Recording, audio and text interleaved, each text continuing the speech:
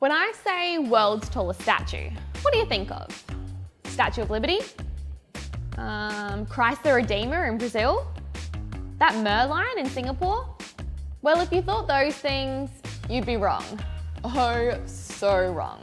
This is actually the world's tallest statue. It's called the Statue of Unity, and it was built to honour India's first Deputy Prime Minister, this guy. It's made of iron and steel, cost around $6 million to make. Oh, and the most important stat, it's 183 metres tall. That's like 110 me's. Now that it's finished, it's kicked this statue out of top spot, the Spring Temple Buddha in China. That's a teeny tiny 128 metres tall.